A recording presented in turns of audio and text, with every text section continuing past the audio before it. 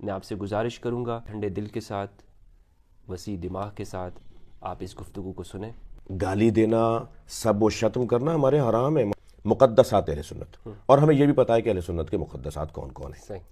اور جو نہیں ہے اہل سنت کے مقدسات وہ بھی ہمیں پتہ ہے۔ آج آپ بتائیے کہ آپ کیا کہتے ہیں؟ ہم ہرگز یہ نہیں کہتے کہ صحابہ کرام سوائے 3 کے سب کافر ہو گئے تھے، ہم ہرگز یہ نہیں اچھا۔ کہتے، ہم ہرگز یہ نہیں کہتے، ہم تکفیر کے قائل ہی نہیں ہیں۔ مولا علی نے 6 مہینے تک بیعت نہیں کی، اس پہ تو سب اتفاق ہے، کیونکہ مجھے تو یہ بڑی بڑی دھمکیاں دے چکے ہیں، اور میں تو انتظار میں ہوں کہ یہ عنوان مجھے ملے، سعادت کی موت ہے۔ ان کے رکنے سے کہیں رکا نہیں ہو، بلکہ جہاں انہوں نے رکا ہے وہاں اور بڑا مجمع ہو گیا میرا، بے وقوف ہے، انہیں کوئی سمجھائے۔ الحمدللہ والصلاة والسلام علی رسول اللہ وآلہ ومن والہ۔ بسم اللہ الرحمن الرحیم۔ السلام علیکم ورحمۃ اللہ وبرکاتہ۔ اور اسی طرح بھی آپ کا کچھ ماننا ہے کہ اللہ سے 2 سال چھوٹا ہے علی؟ معاذ اللہ۔ معاذ اللہ۔ دیکھیں، پھر وہی میں تکرار کروں گا کہ جو احادیث یا جو بیان کلپ آدھی اپنے مطلب کی بات 8 منٹ کی تھی 3 منٹ کا نکال لیا، وہ یقیناً فساد کا سبب بن سکتا ہے۔ احادیث میں ایک حدیث کی قسم ہے ہمارے یہاں، میں آپ سے استفادہ کروں گا کہ کیا آپ کے ہاں بھی اس نام سے کوئی عنوان بنا ہے احادیث کا۔ ایک قسم ہے ہمارے یہاں علوم حدیث میں، اور وہ عنوان ہے احادیث مشکلہ۔ مشکل احادیث نقل ہوئی ہیں، چاہے وہ منقول ہوں، چاہے وہ جو ہے مرفوع ہوں، چاہے وہ موضوع ہوں، مگر کتابوں میں آئی ہوئی ہیں اور لکھا ہے بڑوں نے۔ اچھا۔ ٹھیک ہے، وہ احادیث جن کو سمجھنا مشکل ہے، وہ احادیث جو الجھن ڈالنے، جیسے آیات متشابہات ہیں، ایسے احادیث میں متشابہ احادیث، مگر کیا ان کو حل نہیں کرنا؟ یعنی ایک بندہ جو کہیں سے سنا کے اسے آگے بڑھائے گا تو اس سے مسئلہ بن جائے گا، تو آپ کا میرا فقہاء علماء کا کام ہے نا کہ ان احادیث کی تشریح صحیح کے معنی میں کریں، یا اس کی سند پر بحث کریں، یا اس کے متن پر بحث کریں۔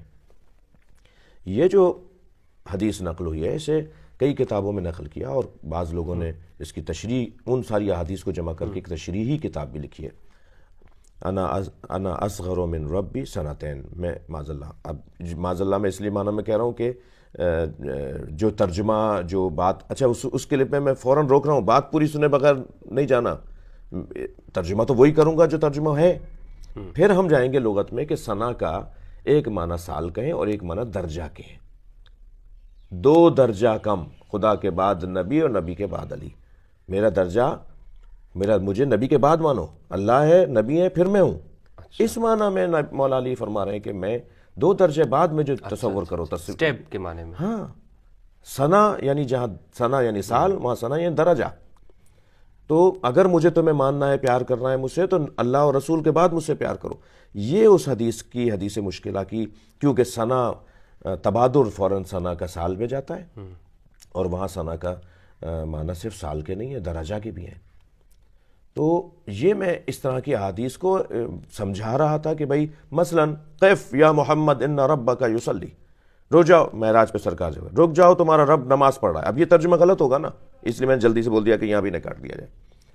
اب یہ ترجمہ غلط ہوگا نا کہ رک جاؤ میں محمد معراج پہ، تمہارا رب معاذ اللہ نماز پڑھ رہا ہے، اور پھر اس پہ کہ صاحب ساری دنیا اللہ کی نماز پڑھتی ہے اور نبی کس کی نماز، اللہ کس کی نماز۔ بھائی احادیث مشکلہ میں یہ بیان نہ کریں تو ایک مصیبت، بیان کریں تو تم مصیبت۔ صحیح، یعنی وہ جو اس کو کاٹتے ہیں صحیح۔ یا کٹنگ کرتے ہیں، تو اس طرح کی بہت سی احادیث ہیں، جیسے میں نے 2 مثالیں دے دیں۔ ہرگز ہمارا یہ عقیدہ نہیں ہے کہ اللہ، جب اللہ سے 2 سال تو پھر معاذ اللہ کے لیے بھی ہم سن و سال کے قائل ہو جائیں گے۔ توحید جتنی اچھی ہمارے ہاں بیان ہوئی ہے، بس مجھے دعا کریں میں بیان کر پاؤں اسے، جو ہمارے کتابوں میں لکھ دی گئی ہے۔ جتنی اچھی توحید ائمہ اہل بیت سے نقل ہو کر شیعہ کتب میں ہے، میں یہاں پر بھی سینہ ٹھوک کے کہتا ہوں کہیں اور نہیں ہے۔ میرے لیے آپ یہ دعا کریں، اور محترم سامعین میرے لیے دعا کریں کہ مجھے وہ توحید بیان کرنے کے موقع مل جائے۔ 5 سے 6 اشرے میرے ریکارڈ پر ہیں جو توحید پر میں نے پڑھے ہیں، عقیدہ توحید پر، اور اس طرح سے اگر کتابی شکل ملائیں تو شاید 15 جلدی سیٹ بنے گا ہماری تقاریر کا۔ جی، تو بہرحال یہ میں اس مطلب کی تردید کرتا ہوں کہ اگر کوئی یہ مراد لی ہے کسی نے کہ میں نے یہ کہا ہے کہ اللہ کے بارے میں سن و سال، تو میں اس کی تردید کرتا ہوں، میں نے ہرگز ایسا نہیں کہا۔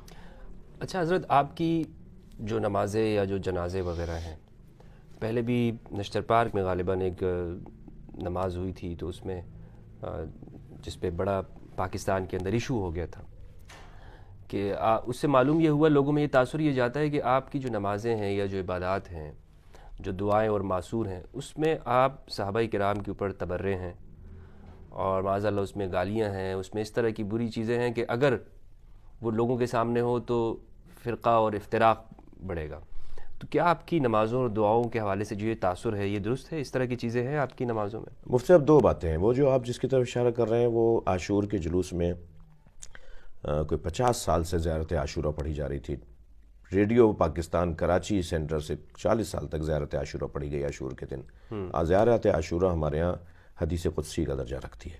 اچھا، زیارت عاشورہ پہ دو رائے نہیں ہے شیعہ کے اندر کہ وہ اعتبار میں مکمل ہے، ٹھیک ہے؟ لہٰذا ہم گلا کاٹ دو ہمارا، مار دو ہمیں، جو تم کرتے آ رہے ہو کرتے رہو۔ زیارت عاشورہ ہمارے ہاں ایک مکمل مستند، بلکہ میں کہوں کہ بالتواتر نقل ہوئی ہے ائمہ اہل بیت سے، اور ہم اس کے بارے میں بال برابر بھی تردد کا شکار نہیں ہے پوری شیعہ قوم، پوری دنیا۔ وہ اور بات ہے کہ ایران میں جب اسلامی انقلاب آیا تو زیارت عاشورہ جیسے سب جگہ پڑھی جاتی ہے وہاں بھی پڑھی جاتی تھی، تو وہاں آیت اللہ خمینی نے اسے ٹی وی ریڈیو سے نشر کرنے سے روکا تھا، کہ کیونکہ ایران میں سنی بھی رہتا ہے اور سنی اس کو ناپسند قرار دے رہا ہے اس کے بعض الفاظ کو، لہٰذا وہ سرکاری چینلوں سے نشر ہونا بند ہو گئی تھی۔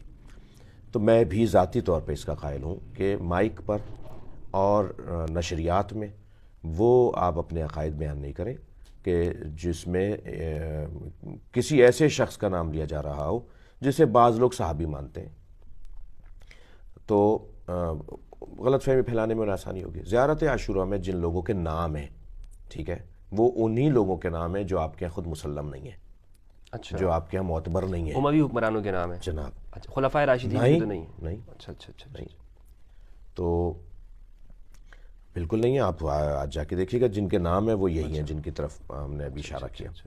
تو لیکن ہم زیارت عاشورہ سے ہاتھ نہیں اٹھائیں گے، اور زیارت عاشورہ ہم آپ کے دباؤ میں آ کے، کسی کے دباؤ میں آ کے اپنے اصولوں سے ہاتھ اٹھانے والے نہیں ہیں، اور نہیں اٹھایا ہے، نہیں اٹھائیں گے۔ رہ گئی بات یہ کہ ہمارے یہاں نمازوں میں اور اس میں کوئی تبرہ ہوتا ہے، کیا ہوتا ہے۔ ایک کلپ آیا تھا اور وہ تھا عراق کے کسی شہر کا، وہ بھی کربلا، نجف، سامرہ، کاظمین جو ہمارے معتبر مراکز ہیں وہاں کا کلپ نہیں تھا، وہ ایک کسی مسجد کا کلپ تھا جس میں وہ دعائے قنوت کے اندر خلفائے ثلاثہ کے نام لے کر یہ الفاظ کہہ رہے تھے، جو الفاظ جو ہے نا وہ ایک صاحب نے ہمیں یاد کرتے ہوئے بھی خود بھی دہرا دیے۔ نقل کفر نباشت کا محاورہ ہر جگہ نہیں ہوگا۔ تو وہ صاحب جن کے بارے میں وہ کلپ نشر ہوا ہے، ہم پوری شیعہ قوم ان سے بیزاری کرتی ہے، اچھا، لا تعلق ہے، اور ان کے بارے میں، اور پوری ٹیم ہے، وہ کچھ لوگ لندن میں رہتے ہیں ان کے، کچھ آسٹریلیا میں رہتے ہیں ان کے، لندن میں زیادہ ہیں۔ MI6 کے عنوان سے ہم جن شیعہ گمراہ لوگوں کو اس وقت ڈھونڈ رہے ہیں جو پوری دنیا میں فساد پھیلا رہے ہیں، ہم انہیں ایک برطانوی ادارہ MI6 کا ایجنٹ کہتے ہیں، جن کا پہلا کام یا بڑا کام خلفائے ثلاثہ کے نام لے کر ان کی توہین کرنا ہے۔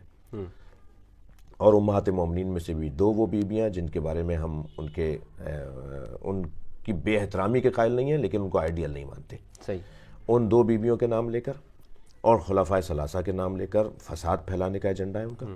پھر شیعہ میں بھی لڑائی کرانے کا ان کا ایجنڈا ہے، ہم انہیں جانتے ہیں۔ ان میں سے وہ ایک صاحب تھے جن کا وہ کلپ ہے، یاسر حبیب کا تو نہیں؟ جناب یاسر حبیب کا بھی ہے، ان کے علاوہ ایک اور صاحب بھی ہیں، اور ایک جو ہے وہ توحیدی کر کے ہیں، ان کا ہے۔